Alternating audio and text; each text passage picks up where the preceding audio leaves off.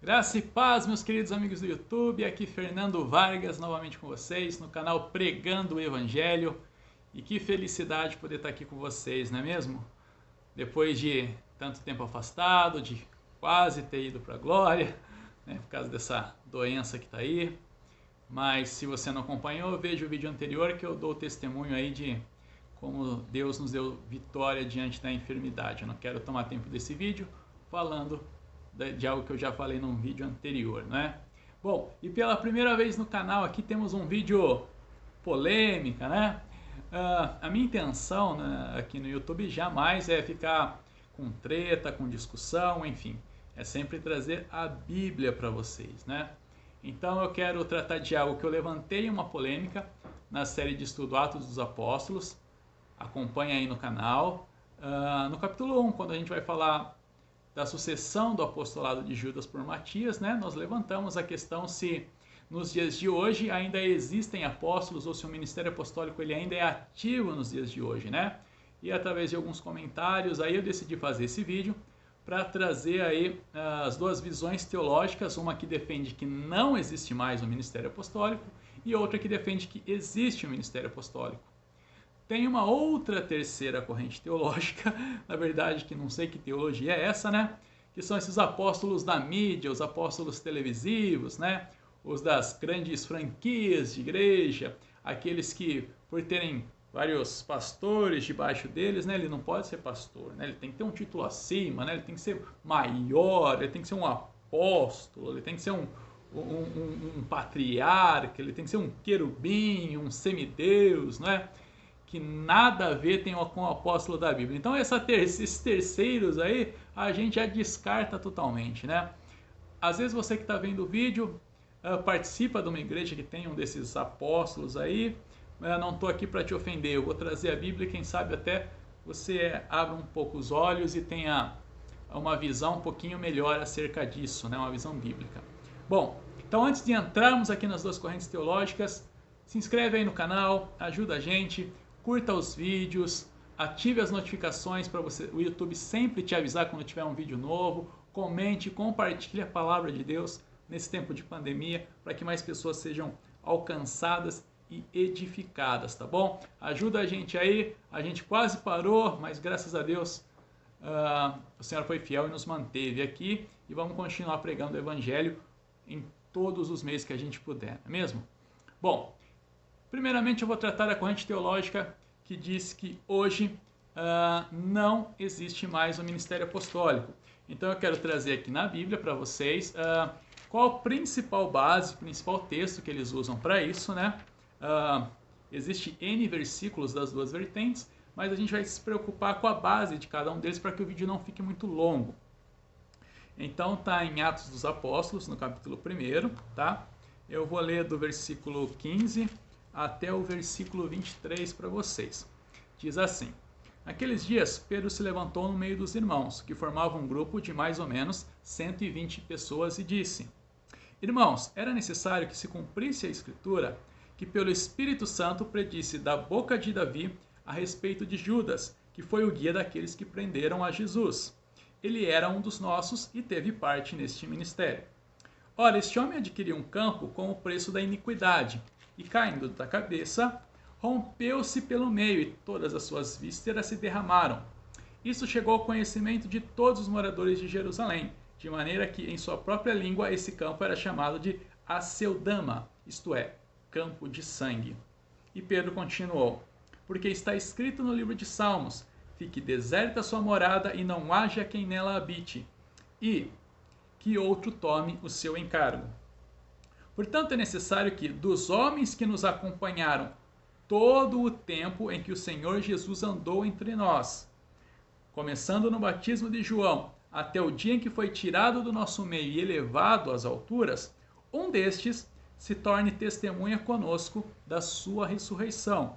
Então propuseram 2 nomes: José, chamado Barsabás, também conhecido como Justo, e Matias.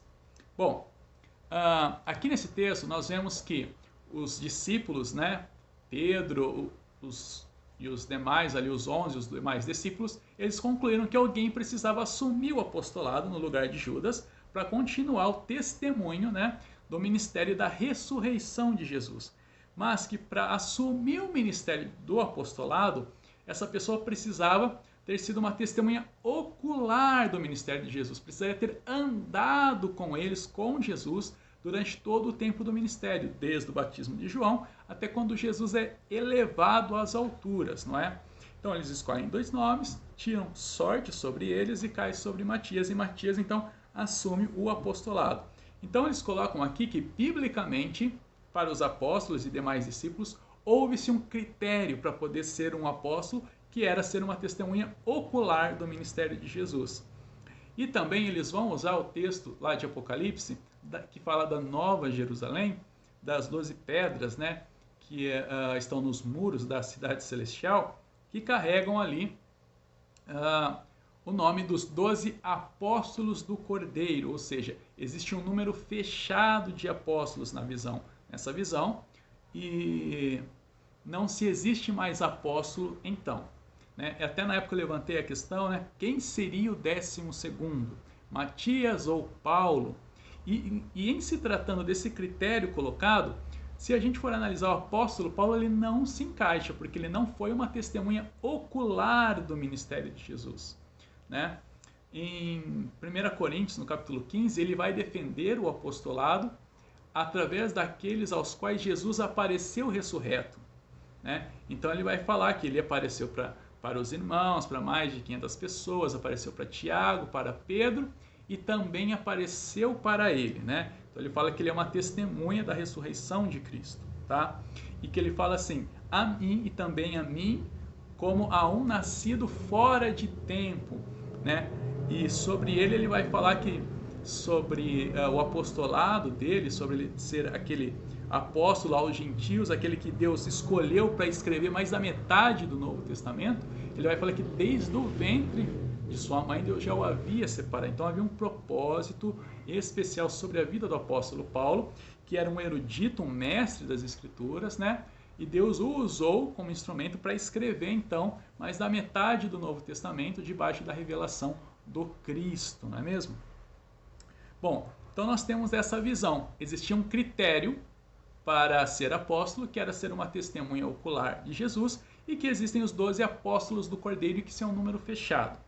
A outra visão vai estar em Efésios, no capítulo 4, o principal texto usado, a partir do versículo 11, diz assim: E ele mesmo concedeu uns para apóstolos, outros para profetas, outros para evangelistas e outros para pastores e mestres, com vista ao aperfeiçoamento dos santos, para o desempenho do ministério, para a edificação do corpo de Cristo, até que todos, presta atenção nesse até que, todos cheguemos à unidade da fé e do pleno conhecimento do Filho de Deus, ao estado de pessoa madura, à medida da estatura da plenitude de Cristo. Aqui ele está falando dos 5 ministérios, né? Alguns classificam como os dons ministeriais ou graças ministeriais, eu classifico ali como graças ministeriais, porque ele começa falando desse assunto, né? Desses dons ou graça ministerial, no versículo 7 ele dizia: a graça foi concedida a cada um de nós segundo a medida do dom de Cristo. Enfim, não importa se você fala graça ou dom, está ali encaixado dentro do texto, né? Bom, aí ele fala que esses ministérios, primeira coisa, ele não dá um tempo de atuação para cada ministério em separado. Ele fala que os 5 ministérios foram dados para serem atuantes no corpo de Cristo, até que, se existe um tempo que foi dado para que os ministérios atuem, até que todos cheguemos à unidade da fé, do pleno conhecimento do Filho de Deus, ao estado de pessoa madura, à medida da estatura da plenitude de Cristo. Pergunta a você aí, você acha que a igreja já chegou nesse estado, na unidade da fé, no pleno conhecimento do Filho de Deus, ao estado de maturidade, né? Algumas versões, a varão perfeito, né? À medida da estatura de Cristo? Eu acredito que não, e eu acredito que você também acredita que não. Né? A Bíblia ela não dá um tempo, fala o ministério apostólico atua até aqui, ou o ministério apostólico se finda em tal pessoa. A Bíblia não afirma isso. Nós temos um número fechado de apóstolos do Cordeiro, que terão seus nomes escritos nas pedras das paredes da cidade celestial, uma honra que Deus ali concede a estes, né? Mas não diz que é um fim para o ministério apostólico. Agora, vamos tratar o que quer dizer apóstolo e o que os apóstolos faziam, né? A palavra apóstolo, né, no seu original grego, ela significa enviado, enviar, alguém que é enviado, não é?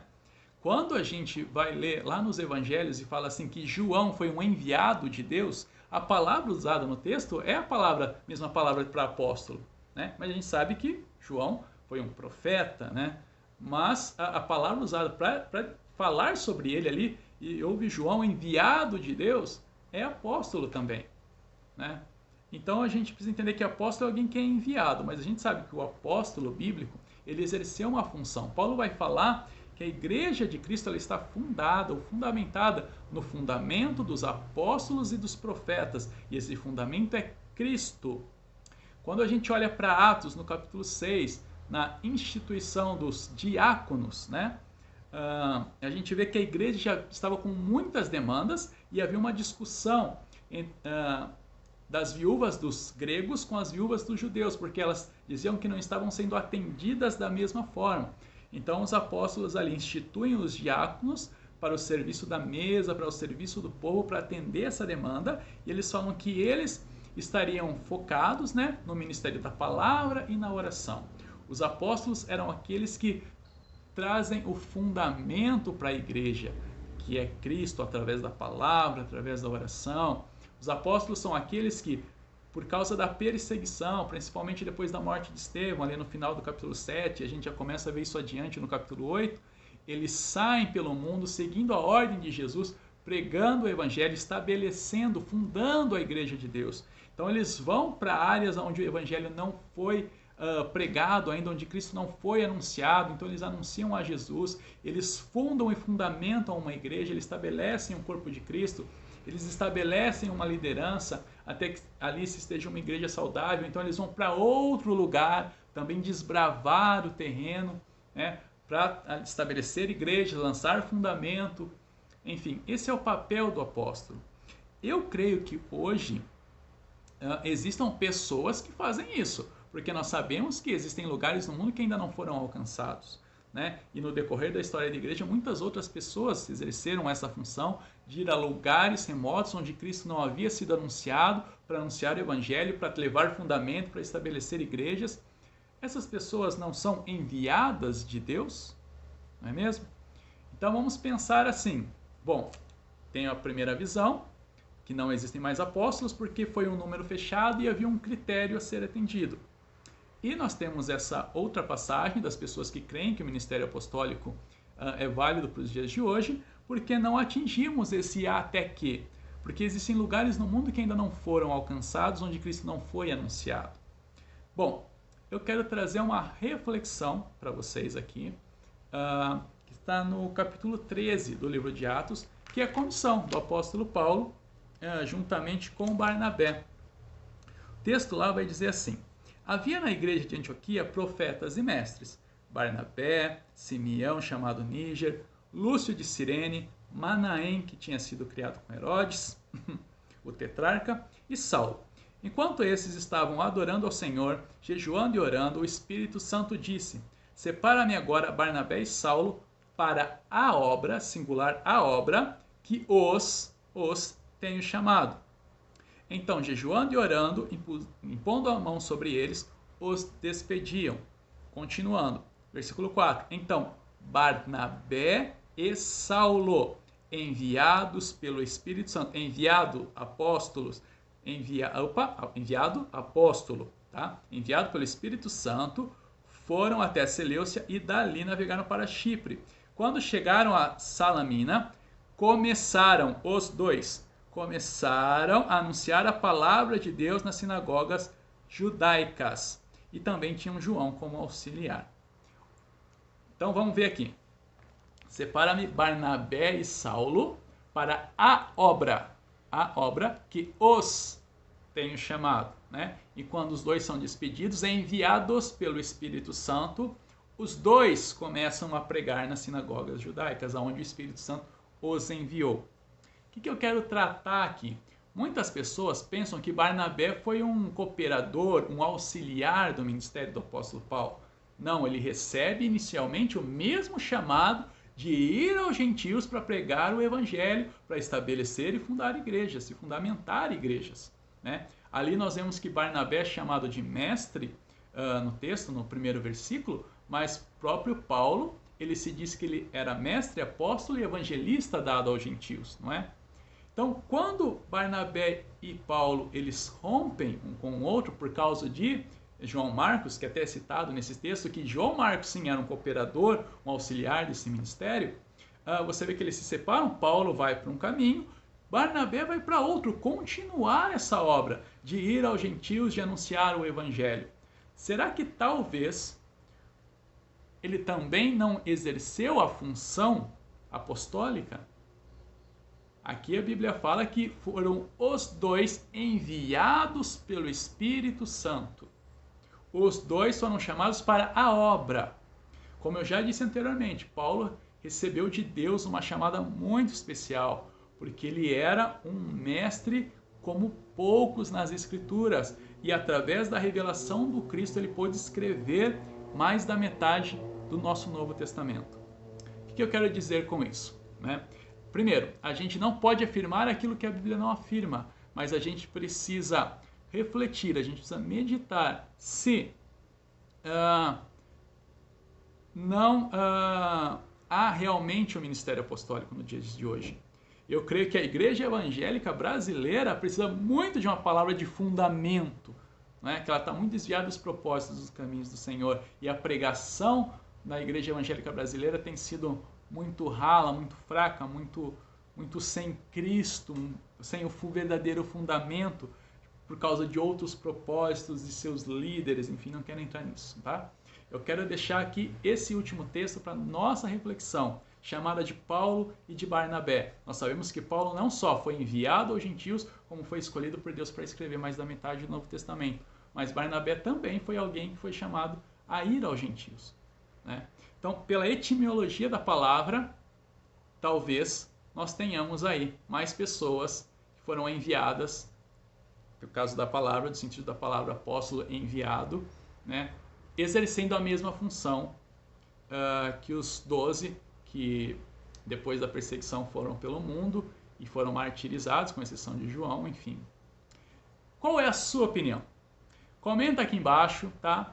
Espalhe esse vídeo para mais pessoas aí serem alcançadas e também poderem refletir e meditarem nisso e também gerar um debate mais interessante. Curta o vídeo para o YouTube aumentar a relevância aí do vídeo. Se inscrevam no canal, vejam os vídeos anteriores, seja muito edificado. Gente, obrigado por ficar até aqui comigo. Que Deus abençoe vocês e até o próximo vídeo em nome de Jesus.